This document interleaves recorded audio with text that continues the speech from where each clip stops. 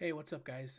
Tom here. I just want to let you know I appreciate all the likes, all the comments on our community post about me having surgery. Going forward, we should be back to regular schedule. One episode a week, releases Fridays at 7 a.m. Eastern Time. We look forward to hearing from you in the comments. Thanks again.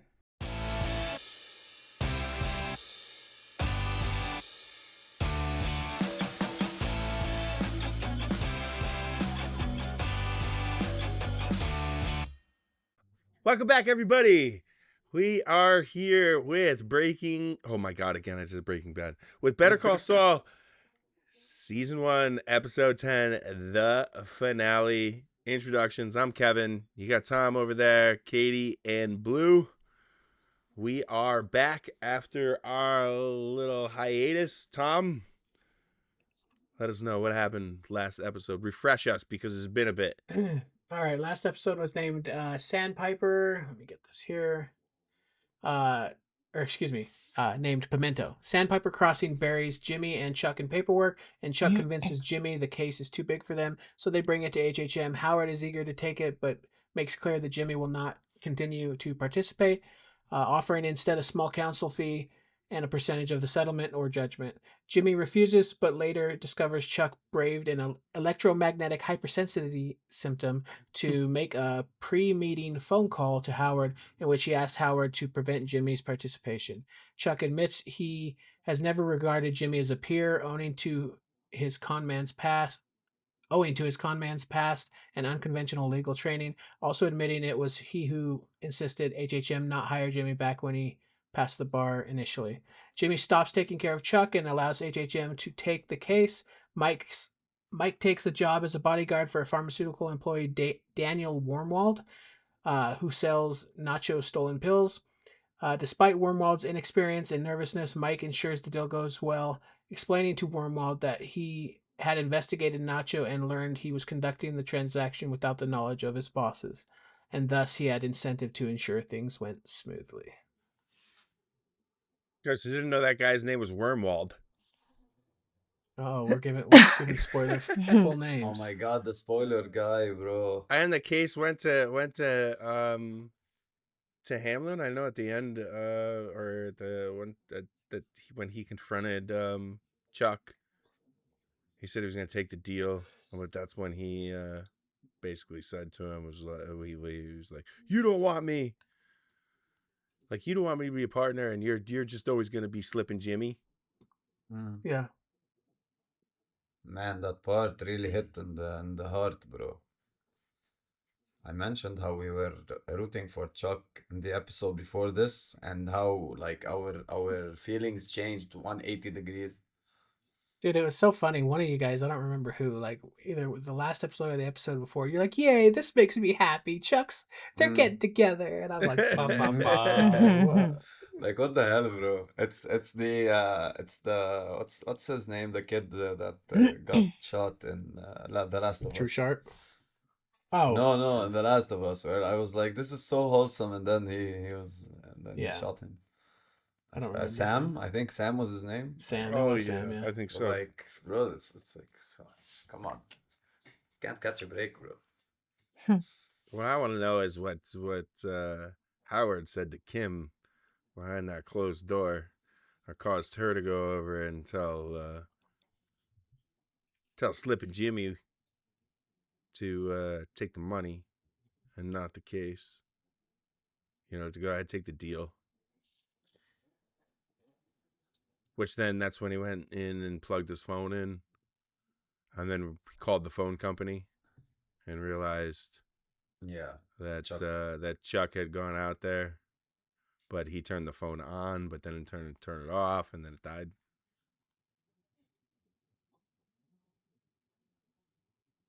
Well, it's the finale, so I expect a lot of answers. And then this was the episode where Mike he jammed the gun into Trevor's neck, or whatever that guy's name was. Well, I don't need a gun. Trevor. I'll just take one of yours. Got wasted. That was awesome. Yeah. Mike's a badass. And the $20 difference in the money, where Ignacio Oh, yeah, or Ignacio. Nacho was like going to blow this deal up for $20. And he's like, "Are you going to blow the deal up for $20?" And then he gives him the $20, but then he drops it, and the wind takes it, and he makes the whatever. What was his name? The guy who Made just the ran nerdy guy in. run and grab it. Yeah. That's how you know he like Mike got his eye. That's how you know. Yeah. And that. that's He when likes. he was like, "How did you know this was gonna happen?" And then Ignacio's doing this kind of like off the radar, so he knew that he didn't want any problems to happen. So he's like, "I don't need a gun. This deal has to go through." Experience. Yes. Yeah, that's what he said. He's like, "I've done a lot of legwork. Get up to here. You really underpaid." Kevin's impersonation of Mike is spot on, bro. I was like, "You got a good deal." And the dog, right? Didn't they have the dog? He got a dog for his daughter-in-law and his granddaughter, and then he's like, Yep. "All right, are we ready? Yes. Are you ready for the end of season Or 1? the finale. Sure am.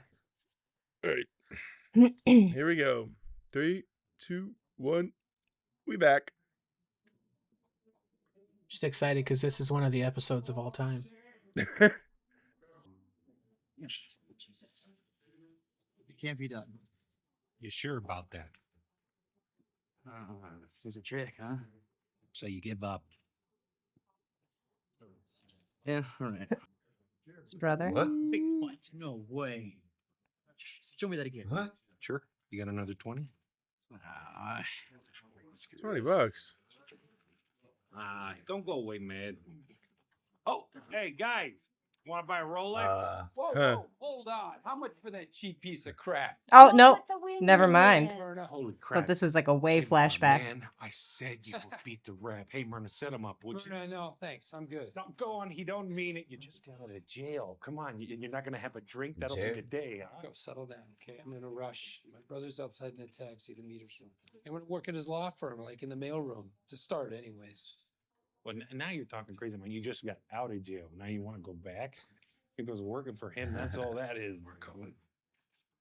I was done. You understand? I didn't beat the rap. Chuck flew in and saved my ass.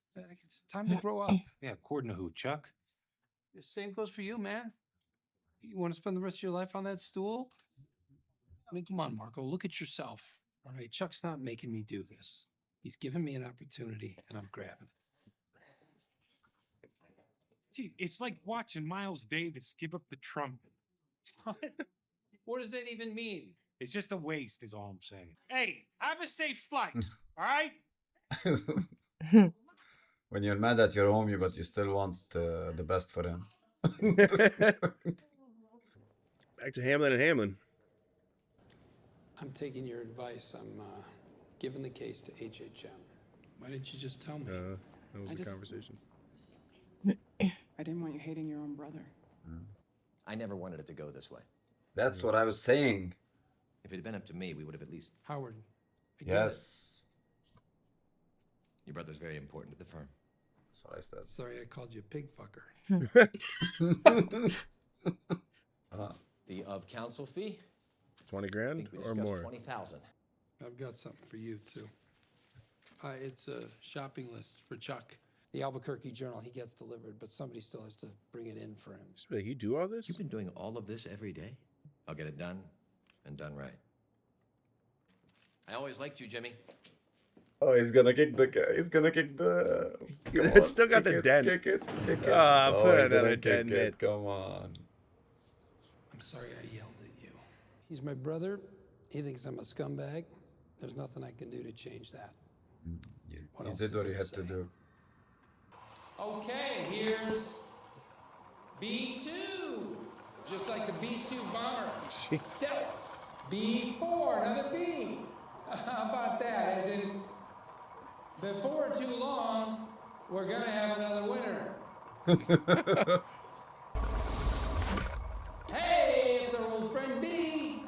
B12. B as in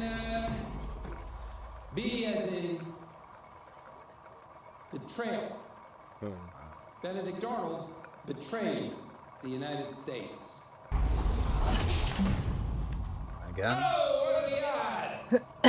4 B's in a row. That's B7. B as in Brother. brother. Oh. Brother.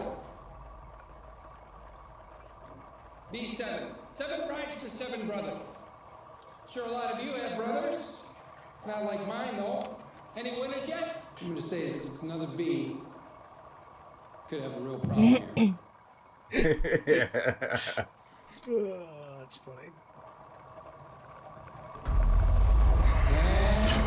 It's a Hey, it is another B. fuck. B5 as in, boy, this B thing is really starting to tick me off. B as in battleship, B as in bourbon, B as in Belize. Beautiful place. So I've heard.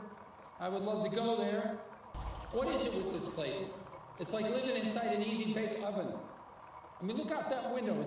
It's like a soulless, radioactive George O'Keeffe hellscape out there, crawling with coral snakes and scorpions. And you ever see the movie The Hills Have Eyes? It's a documentary. Excuse me? Are you going to read that number? Yeah, I'm gonna read your number. That's another B. It's another friggin' B. What? Of course. Why not? Why not? Quick question. Who here knows what a Chicago sunroof is? Anybody? You, sir? No? Okay. There was this guy named Chet. Now, Chet was a real asshole. He might have slept with my wife before she became my ex-wife. He drove up and he double parked outside of Dairy Queen and went in to get some soft serve. Now, Chet drove, and this will give you an idea of exactly what kind of a douchebag this guy was, drove a white pearlescent BMW 7 Series with a white leather interior. I climbed up top, and I may have defecated through the sunroof. Is that a Chicago sunroof? Yep. Gets worse. Guy wanted some soft serve, I gave him some soft serve. Oh my God. I did not know that his children were in the back seat. There's a level of tint on the windows that I'll maintain to this day was not legal. Any of this stuff you want? Come get it. Kitty cat notebooks for everybody. You all right, Jimmy? No. Chicago. Is it going back to Marco? You gorgeous hunk of a man. How long will you keep me waiting? You should look like Anthony Quinn in Lawrence of Arabia. Turks, they pay me a golden treasure. Yet I am poor because I am a river to my people. Hey, I'm Irish, okay? I spend my time staying out of the sun. How's your mom? She passed away about 3 years ago. Funeral out there? No, it was here. Here? He didn't come to say hi. Yeah, well, we were only in town for a few days. So. Oh. You're in town, you didn't look me up. Chuck was in the middle of a big case, and we couldn't stay around, so. I'm here now. I'm good. You want anything? Yeah, I'll take a friendship, bro. To your regular? No. Gonna do the old Rolex. They scam him. I'm selling. All right then. I'm sorry, buddy. No offense. I'm not interested. Come on, man. It's gonna hurt to take a look. It'll take you 2 seconds. There's still 200 plus floating around out there. What's that? I didn't catch that.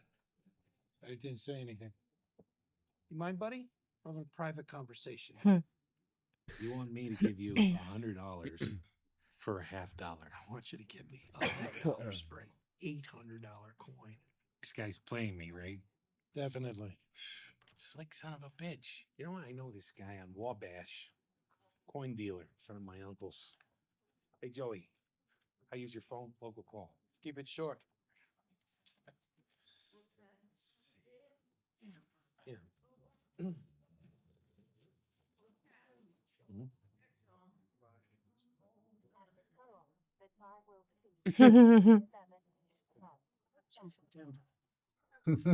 Jesus, no kidding.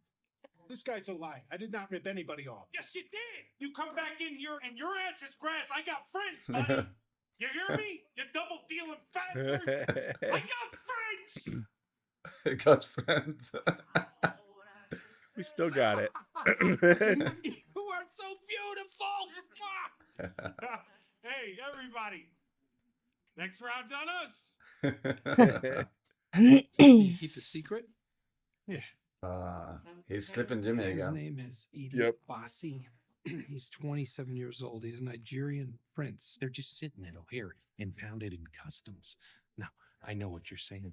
So I can leave this as security. But you gotta understand, this violin's my livelihood. It's a valuable antique. Hey, kid, help me get my wife's car to this bad neighborhood. Sir, could you help me? Tell me, are these today's numbers? Hey, Hey, you are not Kevin Costner. I was last night. Oh, screw you. If you build it, I will come. No, I'm not ripping off old people. I'm not ripping off anybody. Give me this. Uh-oh, what's gonna happen? Can't do it. Come on. Give me this. Marco, Give me this. Come buddy, on. Come on, listen to buddy. me. I'm listening. Want to split this? Marco, you okay? Marco. Do you know this guy? Hey, call 911. Call 911. Hey! Hey, oh, Marco, you with me? You with me? Screw up. Oh, you did good, buddy. Just hold on, all right? They're on their way. They'll be here in a minute. Jimmy, you know what? Save your breath, okay? You're gonna be fine. This was the He greatest knew. week of my life. Oh. Hey, wake up, man. Come on. Marco, buddy. Help! Anybody? Marco! I don't want to interrupt your big day off. Just checking in. What are you up to? Whatever it was, did you get it out of your system? Yep, all gone. Good. Ugh. And they're interested. They want to make you an offer contingent on an interview. They've got a partner track position in mind. Wait, what? Partner track? What are you talking about? Kim, I can't imagine what you did to make this happen. Thank you. Well, on the grocery front, almost everything was right this time. Great. It's a small thing. Fuck but around my and find taste, out, bro. Granny Smith apples are a bit too tart. Here he is. Finally. Right. Yeah. I'll be there.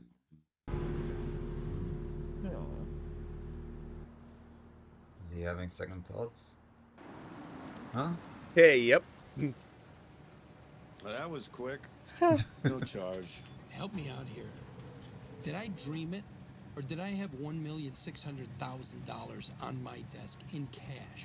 We could have split it 50-50. We could have gone home with $800,000 each. Me personally, I was hired to do a job. I did it. It's as far as it goes. Yeah. Well, I know what stopped me. And you know what? It's never stopping me again. The birth of Saul.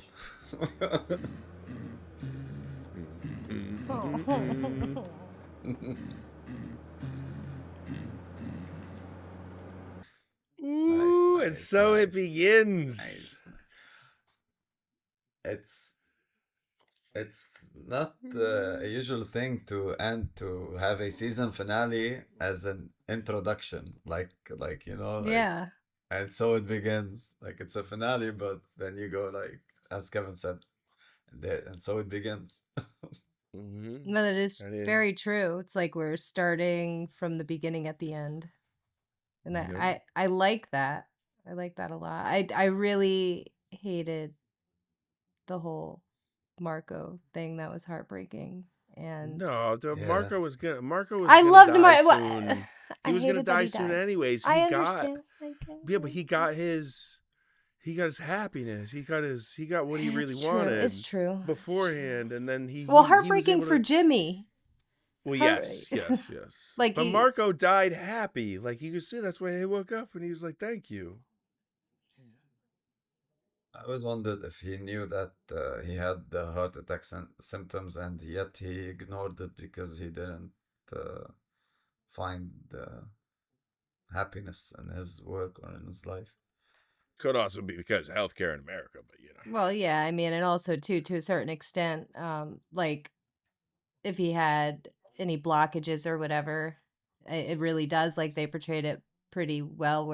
Sometimes it's just like those palpitations just kind of feel like a cough, and a lot of times you don't pay attention to it. And exactly that, he probably didn't have insurance, or if he did, And he it maybe banged on wasn't his that chest. great, and probably opted not to go to the doctor. Or alternately, he knew like he was in some sort of like congestive heart failure or whatever. I feel like he would need to be on oxygen or something like that. But maybe he knew, like, and that's why he was so excited when Saul came back around and was able. I think maybe he didn't care because they had the conversation in his apartment, and he's like, "I have nothing." That's true. Because he doesn't have anybody, and so then he got his last hurrah Yeah. with Saul. Well, it just makes Saul's like just understanding where he came from, because like I think back to when we first met Saul in Breaking Bad, and it was just like, you got one slice of him there, and then to see where he came from, it really gives you like an appreciation for him, and like even though he does not the best things. Like it's almost like Walt. It's like Walt didn't make the best choices, did awful things, and you hated him. But Saul does not equally as bad of things yet, anyway. And but you can still like it's just his personality, like who he is. He's very endearing, and it is nice to know where he came There from, was as heartbreaking as it is.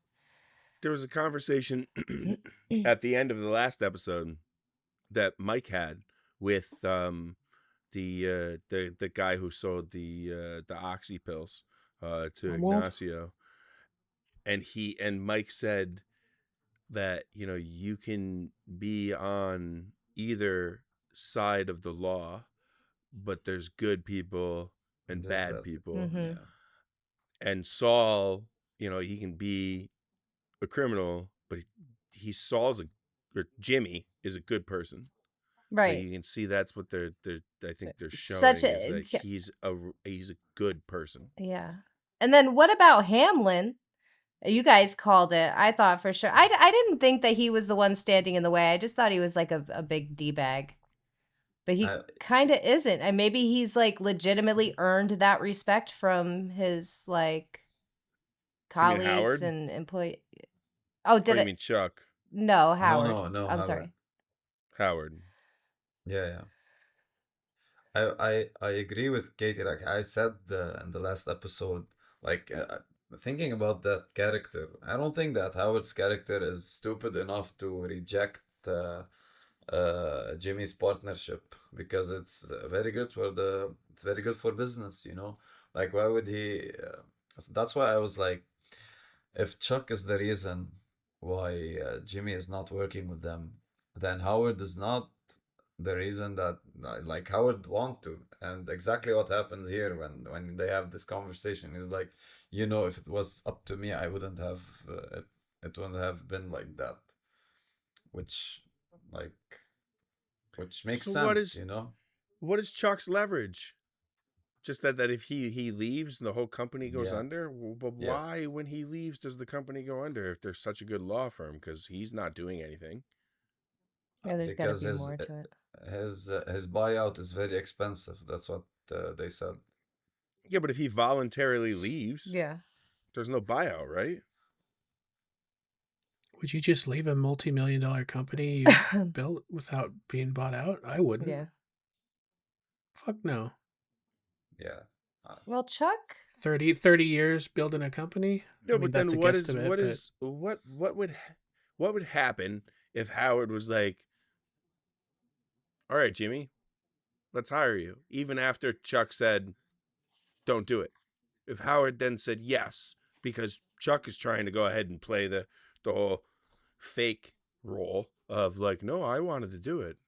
I wanted to do it," and using Howard as the scapegoat. Like what is the leverage that Chuck has? Like he's not doing anything. Okay, so he's got partnership and he's got ownership and he can go ahead and get the a share of the profits of the company, but he's not really working. Right, and I can't imagine And so that what's like Chuck has done anything like any like respect he had in his profession has to have at least diminished a little bit since he's been not around. You know what I mean? Like, what is his sway? Like, people yeah, so must they like be wondering, like, oh, he's probably sick. He's probably retiring soon. Like, they're not like what you're right. Like, what is they can't get rid of him, but why is he is he right? have so much influence over their decisions? Like they're not going to fire him, well then why can he go ahead and say, you can't hire Jimmy? well, I mean, didn't you say the answer there? A Like, third Yeah. of the It was, company. say Hamlin says, "Fuck you, I'm hiring Jimmy whether you like it or not," and then Chuck's like, "All right, well, cash me out." And now the company's bankrupt. Wouldn't Oh, so the company doesn't. But how can you cash out shares for the company if the your shares can't be worth more than the company? What do you mean? Well, right, but you can have enough shares to where if they were to have to pay you out, they would have someone else can no buy you. overhead left or anything. So he's got To, like 90% ownership of the company, but I thought they had multiple partners. well, it's Hamlin, probably his dad who's maybe passed away now. They don't really talk about him, so it's Hamlin McGill. But I get the vibe they don't really talk about it. Maybe they do later. I'm not going to say, but I get the vibe that Chuck and Howard's dad probably built the business, Yeah, and that's what I was thinking. and then Chuck's. I mean, it's So like Chuck has majority ownership. I'm sure oh I'm sure I'm sure. Like I've said it before. Like Chuck is HHM. Like Mm. Hamlin is one of the partners as well, but it's Chuck. is But it wouldn't possible? Jimmy wouldn't Jimmy know that his brother had majority ownership, and then wouldn't then that send up if he's got majority decision making? Like, couldn't his brother just be like, no? Like, why are they sitting there in the boardroom and it's Hamlin making the decisions? Because he doesn't want Jimmy to know. He doesn't want him to be a lawyer. He's trying to hide it. But That then, was the so whole Jimmy point of the must not call. know that Chuck is majority shareholder of the partnership. Well, even if he's majority shareholder, I'm sure that they could split the decisions. I mean, it's not like. Honestly, I think we're overthinking it a little bit. Yeah, I think we talked about this. Like, I This mean, idea. we talked about it like. The business structure is adding up with the story. But maybe we'll see. But Like, I don't understand how Howard cannot just say "fuck you, Chuck." he's gonna buy it because he's gonna cash out. Yeah, but if he cashes out, it's got to be a devastating amount of money for the business. They But they said have how much. they have a lot of money. So even if they were to go ahead and drop 50% of their money, I think they could probably still run the law firm. You probably have to get up to like 80, 90%. Like Chuck's got to have a very large. How can he have so much control?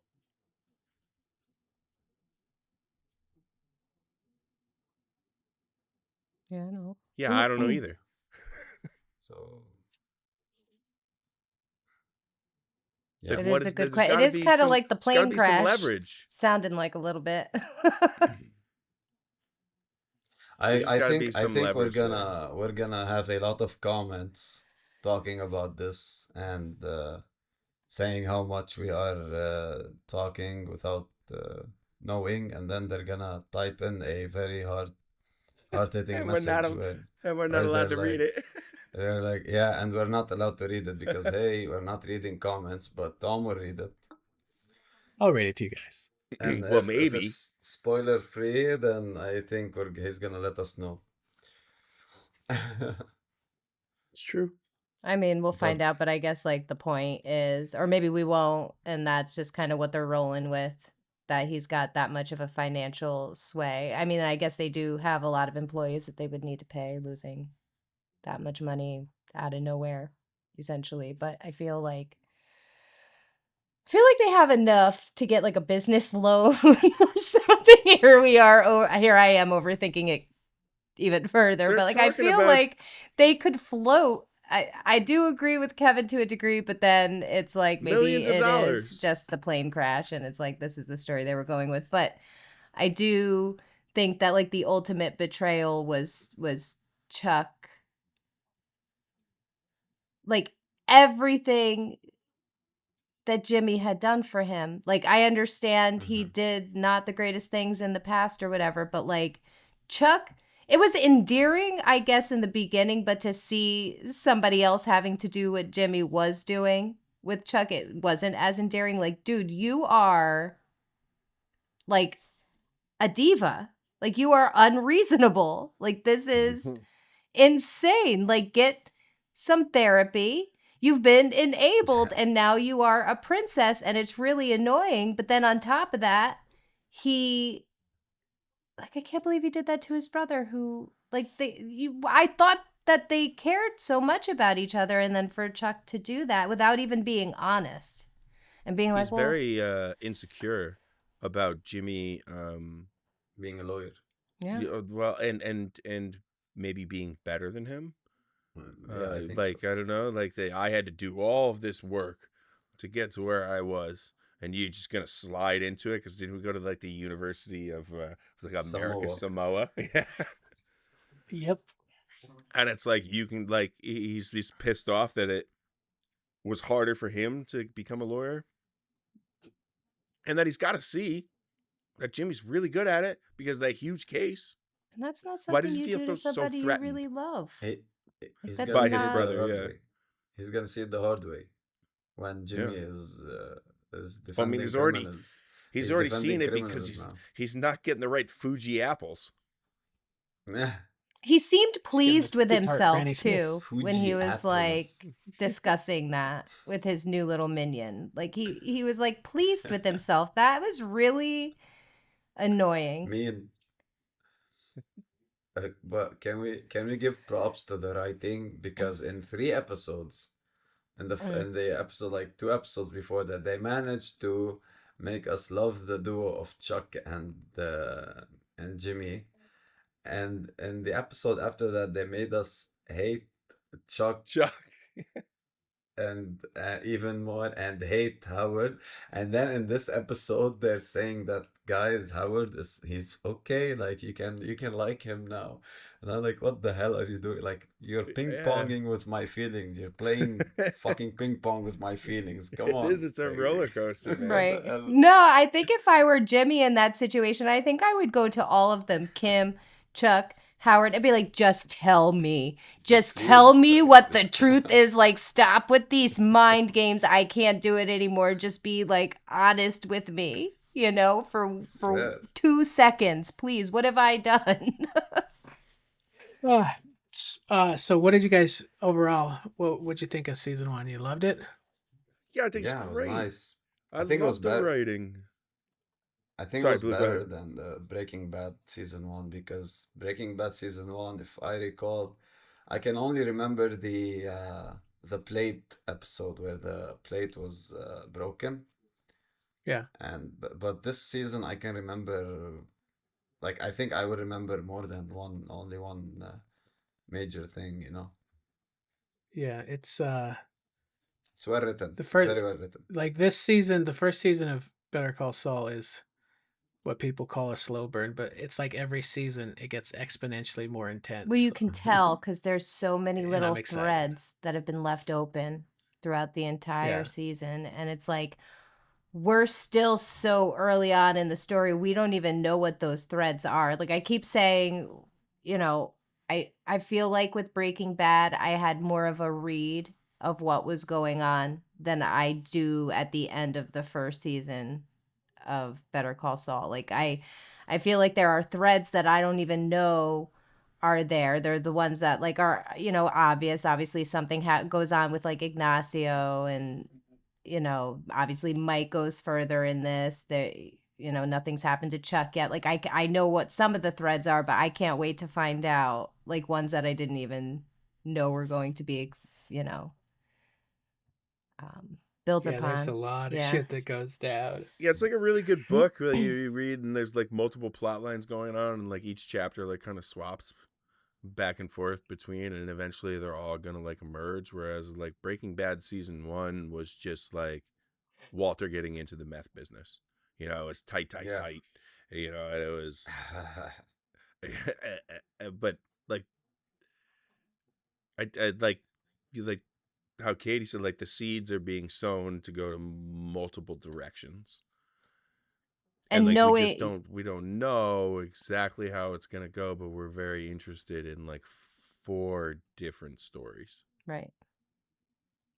And knowing it's how many of the storylines there are, and knowing how amazing the writers are, I know it's all going to culminate in this like where you're like, oh my god, what is I can't wait for that. And I know we're probably a little ways out, but I'm really excited for like the little moments in between too. There's just so many, like the scene of Jimmy and Marco, you know, doing their scams, like how I don't know what that's reminiscent of. I don't know what they were tapping into when they made that whole montage, but I feel like knowing Good the times. writers, there's got to be like something behind that. But like visually, with Breaking Bad, there were stunning scenes that were like visually beautiful. I think with this, there are a lot of like interesting and fun and kind of like artsy Goofy. ways they go about things that are a little different than Breaking Bad that I am enjoying watching. And there's a few little, like, if you ever, I don't know if you guys will watch this again after we get through it, but like there's little things like you probably didn't notice when he was doing the bingo. He says B for Belize or Belize. Yeah. And that's, if you remember in Breaking Bad, that's when he's talking about killing Jesse. He's like, we can send him on a trip to Belize. Oh. You know? And Walt's like, I don't ever want to hear that again. But yeah, That's just right. Just Yeah, little things that's like right. that. You know, and then later on he says, you know, give him the old Yeller treatment. Yep. But I anyways. felt like this season was an introduction to Jimmy and a farewell to Jimmy. Yeah. It was Well, here's farewell Jimmy, Yeah. and in to the last Jimmy, episode, hello it to was like, Saul. goodbye, Jimmy. Welcome, Saul. I mean, It's Yeah. like yeah, when, you have when to. Sorry, go ahead. I was just gonna say it's also like the Walt and Heisenberg thing. Like when you had Walt, that's and good, then here comes Heisenberg, you know? The And transition. like, yeah, like you think of how Jimmy is now, and you think of where he's gonna be in Breaking Bad, and that's quite the transition. Oh, like yeah. he gives a shit. He loves his brother. He's compassionate towards the elder. Like he's super. And then you go to Breaking Bad, and he's just like that's not Jimmy. And so Yeah, he you guys are casually gonna get to see considers that whole entire transition. killing 2 people Yeah, right. over the course Right. of like a few like Whereas he's doing elder law, and he's like, no, I really care about poisoning these people. poisoning children. And that well, in this his whole show defense, he is didn't just know that's what the ricin was going to be used for. He did clarify. so he says. When does anyone know what? I mean, he was getting punched in the face by Jesse. So Oh my I probably would have said that too. Yeah. That's no, the whole. that is true. Yeah, the whole series is just that transition, and they do such an amazing job of showing why he became who he became, Yeah. and I'm just excited for you guys. Cool. the writing and the storytelling, it's so good. It's really, really, really good. I It love is. constantly. It's just like the little cues they give you. Like it's like, well, I could tell that Marco was gonna have a heart attack, but like they Yeah. do. But I bet there's so many other things that you go back and you rewatch, and you're like, oh, Yeah, I would say. like there's got to be so many signs and so many things that you. There's no way you can catch them all in the first playthrough. No, like he talks about him earlier in one of the episodes. He's like, "Ah, I was once mistaken for Kevin Costner," and then they throw that in this episode. You know, you're not Kevin Costner. But yeah, there's like a million things that you would notice with a second walk. You know, especially like you hear it and then you're like, "Oh, later on that this happens." You know, you have that hindsight. That's pretty cool. Bro, I swear to God, there was a person that they scammed who looks exactly like Walter White with the bald head and the I didn't mustache notice. During the montage, glasses. during the big Yes, and the thing. glasses, I swear. I was like, wait. And then I'm like, okay, no. Yeah. Cool. All right, well, cool. I'm excited. Next time, be on season 2. Yes. Facts. See. All right. Yeah. All right. Goodbye. Bye. Good night. Bye. See you next week.